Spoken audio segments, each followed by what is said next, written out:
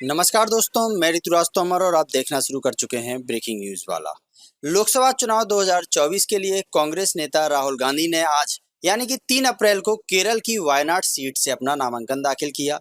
आपको बता दें कि पिछले लोकसभा में राहुल गांधी ने अमेठी और वायनाड से चुनाव लड़ा था, जिसमें अमेठी में उन्हें हार का सामना करना पड़ा था। वहीं वायनाड में जीत मिलने के बाद एक बार फिर वो यहां से लोकसभा के चुनावी मैदान में उतर गए हैं, जिसमें पहले उन्होंने बहन प्रियंका गांधी के साथ करीब 1 घंटे का रोड शो किया। राहुल ने वायनाड की जनता से कहा, आपका सांसद सदस्य होना मेरे लिए सम्मान की बात है। मैं आपके साथ एक मतदाता की तरह व्यवहार नहीं करता हूं। मैं आपके साथ वैसा ही व्यवहार करता हूं जैसा मेरी छोटी बहन प्रियंका के साथ व्यवहार है। वायनाड के घरों में मेरी बहनें, माँ, पिता और भाई हैं और इसके लिए मैं आपका तहे दिल से धन्यवाद देता हूँ। वायनाड सीट से राहुल गांधी के खिलाफ इंडिया में शामिल सीपीआई की एनी राजा चुनाव लड़ रही हैं। एनी राजा ने भी बुधवार को रोड शो करने के बाद अपना नामांकन दाखिल कर दिया। इस सीट से भाजपा ने केरल के प्रदेश अध्यक्ष के सुरेंद्रन को मैदान में उतारा है। वहीं इस पर आज मध्य प्रदेश की भूमि से स्मृति ईरानी ने राहुल गांधी को लेकर कहा कि इनकी वो गत हो गई है कि अब वो आतंकवादी संगठनों से पैसा मांग रहे हैं। यानी स्मृति ईरानी खुले मंच से राहुल गांधी या कांग्रेस पर आतंकवादी संगठनों से पैसे लेने के आरोप लगाती हुई सुनाई दी। आइए पहले आपको सुनवाते हैं उनका वो पूरा बयान। आज जिस प्रकार की राजनीति इस चुनाव में मैं देख रही हूं, सुना है कुछ लोग वायनाड में आज अपना पर्चा भर रहे हैं, वहां मेरे प्रदेश अध्यक्ष उसके सामने चुनाव लड़ रहे हैं और कह रहे हैं अब गत इतनी हो गई है उनकी राजनीति की कि आतंकवादी संगठनों से वो सहायता मांग रहे हैं।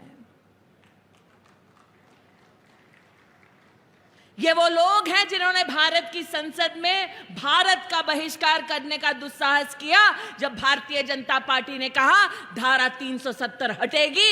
ये वो लोग हैं जिन्होंने भारत की सुरक्षा बलों से प्रमाण मांगा जब हमने कहा कि आसमान चीरकर पाकिस्तान में घुसकर हमारी वायुसेना ने प्रहार किया है दुश्मन के कैंपों पर। आज ये लोग अपनी सत्ता के लिए देश को धमकी देते हैं कि अगर मोदी फिर से प्रधानमंत्री बन गया तो देश में आग लग जाएगी।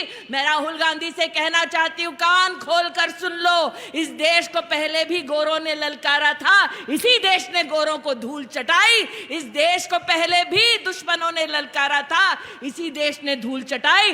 तुमने लोकतंत्र को कलंकित करने के लिए अगर देश को धमकाया तो ये देश छेड़ता तो नहीं, लेकिन छेड़ा जाता है तो ये देश। तो सुना आपने, देश में चुनाव चल रहे हैं और जैसा कि हर चुनाव में आरोप प्रत्यारोप की झड़ी लगती रहती है, लेकिन अब यहाँ सवाल यह उठता है कि भारत सरकार की मंत्री मंच से आतंकवादी संगठनों के मदद के आरोप लगा रही हैं और वो भी एक राजनीतिक दल पर। अगर इस बात में एक हद तक भी सच्चाई है तो यहाँ सवाल सरकार पर भी उठता है कि सरकार जहाँ सालों पुराने इनकम टैक्स के मामले में कांग्रेस के खाते सीज कर रही है और यह तो राष्ट्रीय सुरक्षा से जुड़ा मुद्दा लग रहा है, तो स्मृति ईरानी जी, अब देखते हैं आपके इस बयान के बाद देश की सुरक्षा एजेंसियां क्या एक्शन लेती हैं और राहुल गांधी या कांग्रेस पर राष्ट्रीय सुरक्षा से जुड़ा हुआ कोई नया केस दर्ज होता है। स्मृति ईरानी के इस बयान पर आपकी क्या राय है, कमेंट करके हमें जरूर बताएं।